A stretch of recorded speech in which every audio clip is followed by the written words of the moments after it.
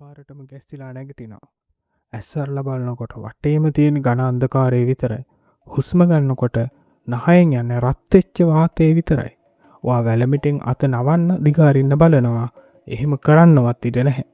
හැබැයි මුළු ඇඟම සීතල වෙලා යද්දී ඔයා අත් දෙක දෙපැත්තට දාලා බලනවා. ලෑලි 4ක් විතරයි මුළු ඇඟම හිර කරගෙන තියෙන්නේ.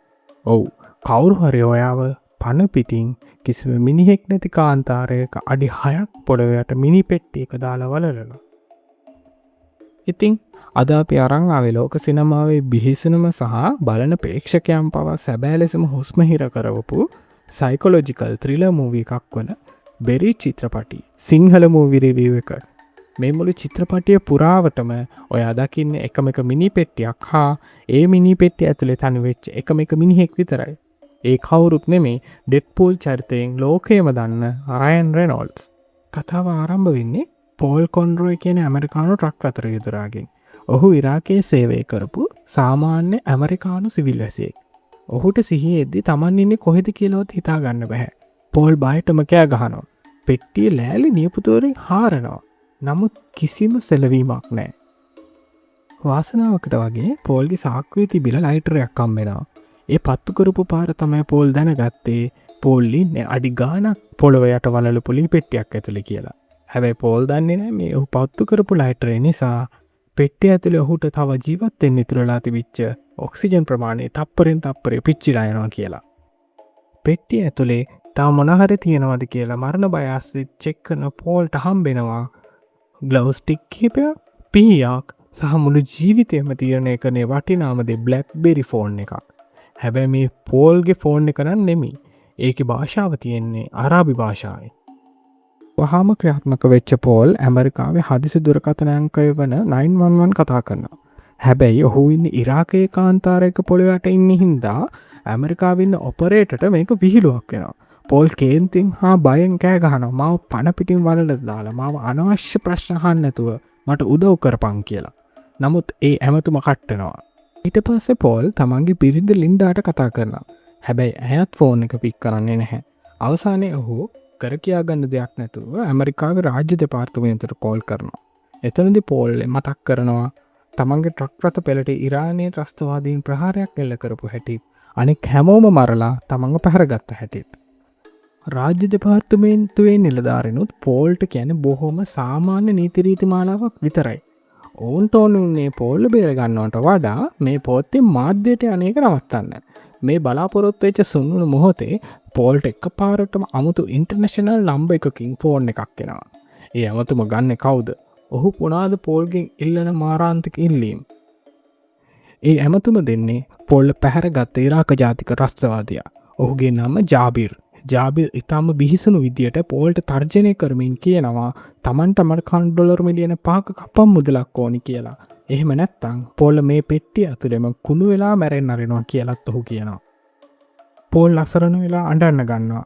මම සාමාන්‍ය ට්‍රක් ඩ්‍රයිවර් කෙනෙක්. මං ගාව කොහෙන්ද එච්චර සල්ලි? එහෙම අහද්දී ජාබිර් දෙන උත්තරේ මුළු ඇඟම කිලිපොලා යනවා.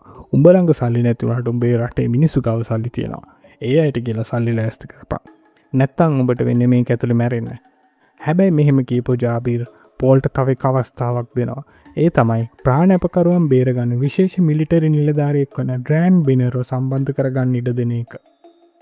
ඒ අනුව පෝල් වහාම ඩෑන්ව සම්බන්ධ කරගන්නවා. ඩෑන් කියන්නේ බොහොම සංසුන් මිලිටරි නිලධාරියෙක්. ඔහු පෝල්ල සංසුන් කරන්න උත්සාහ කරමින් මෙහෙම කියනවා. පෝල් අපි සැටලයිට් සංඥා ඔස්සේ ආව ට්‍රැක් කරන්න උපරිම උත්සාහයක් යොදමින් ඉන්නේ. බය වෙන්න එපා කියලා. ඊට පස්සේ පෝල් ඩෑන්ගෙන් අහනවා මීට කලින් ඔයා මේ වගේ වලලපු කෙනෙක් ඇත්තටම බේරගෙන තියෙනවද කියලා. එතකොට ඩෑන් කියනවා ඔව් පෝල් අපි මීට සති කිහිපයකට කලින් මාක් වයිට් කියන අවුරුදු 26ක තරුණයෙක්ව මේ වගේම තැනකින් බේරගත්තා. ඒ නිසා ඔයාට මාව විශ්වාස කරන්න පුළුවන්. අපි ඔයාව මෙතනින් බේරගන්නවා. මෙන්න මේ මාක් වයිට් කියන නම ඔයාගේ මොලේ හොඳට මතක තියාගන්න. මොකද මේ චිත්‍රපටි අවසානයේට නියමිත දරුණුම පාවා දීම හැංගිලා තියෙන්නේ මෙන්න මේ මාක් වයිට් කියන නම ඇතුලේ. දැන් පෙට්ටිය ඇතුලේ ඔක්සිජන් මට්ටම ඉතාම දරුණු විදියට අඩු වෙලා තියෙන්නේ.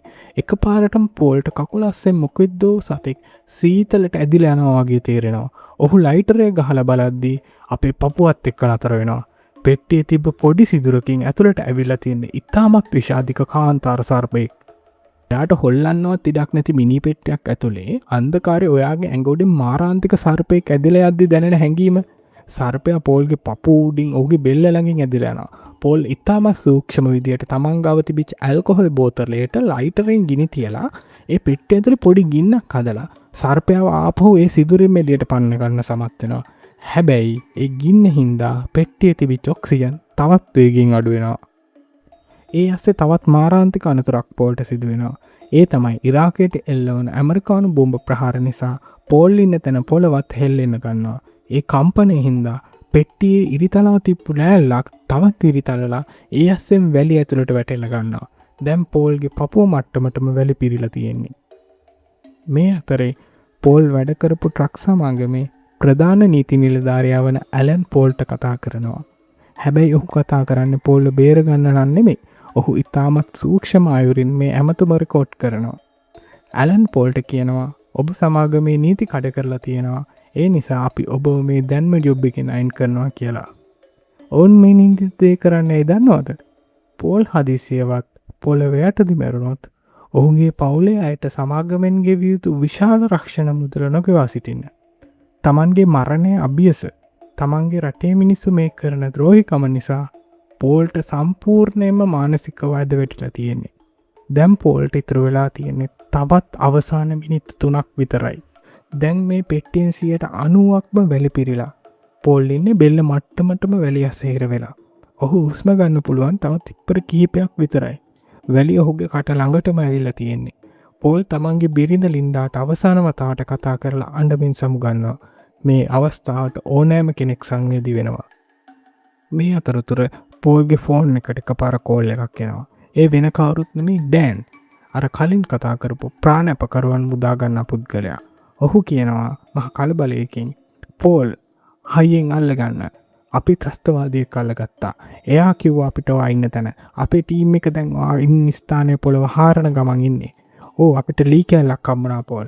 ඔයාවක් බේර ගන්නවා ඉක්මනට ඔහොමම ඉන්න. ජීවිතය ගැන බලාපොරොත්තු අතහැරලා දාපු තිබිච්ච පෝල්ට මේක අහලා නැවතත් බලාපොරොත්තු එක අඳුර වෙනවා. ඉක්මනට හාරන්න ඩෑන්. වැලි මගේ කට ළඟටම පිරලා තියෙන්නේ. මට හුස්ම ගන්න අමාරුයි. පෝල් කෑ ගහලා කියනවා. ඩෑන් කියනවා අපි පෙට්ටිය උඩ ලෑල්ල පස්සට කරන්න යන්නේ. හයියෙන් අල්ලගෙන ඉන්න. මෙහෙම කියලා එයාලගේ ටීම් එක පෙට්ටිය ලෑල්ල පස්සට කරනවා. දෙවියනේ. එහෙම කියපු ඩෑන්ගේ කටහඬ සම්පූර්ණයෙන්ම වෙවුලන්න ගන්නවා. ඩෑන් බයෙන් හා කනගාටුවෙන් කිව්වා පෝල් මට සමා වෙන්න. මේ ඔයාගේ පෙට්ටිය නෙමෙයි. පෝල් අන්තිම හුස්මෙන් අහනවා එහෙනම් මේ කවුද? ඩෑන් අඬමින් කියනවා මේ මාක් වයිට්. ත්‍රස්තවාදී අපිට බොරු කියලා තියෙන්නේ. ඔවුන් මාක් වයිට්ට මීට කලින් බේරගෙන නැහැ. ඔහුවත් මෙතන පරපිටින් වල දාලා. ඇත්තටම බලන කෙනෙක්ගේ මුළු ඇඟම හිරි වැටිලා යන මිනිස් ජීවිතයට වඩා මුදල සහ දේශපාලනයේ ඉහළින් තකන ලෝකයක ද්‍රෝහිකම පෙන්වන චිත්‍රපටයක් තමයි බෙරිට් කියන්නේ. ඇත්තටම ඔයා හිතන විදිහට පෝල්ව බේරගන්න රජයෙන් උත්සාහයක් දැරුවද නැත්තම් මේ සම්පූර්ණ ක්‍රියාවලියම බොරුවක්ද? ඔයාගේ මතය මොකක්ද? මෙවැනි ඔබ කුතුහලයෙන් පිස්සුවටන සුපිරිම චිත්‍රපට ඉදිරියට නැරඹීම සඳහා අපේ channel එක subscribe කරන්න. වීඩියෝට like එකක් දාලා පෝල්ට මෙන්න මේ විච්ච අවසාන සිදුවීම ගැන ඔයාට හිතුණු දේ පල්ලෙහාන් කමෙන්ට් කරගෙන යන්න. නැවතත් මේ වගේම වීඩියෝ එකකින් හමු වෙමු. ඔබ සැමට සුබ දවසක්.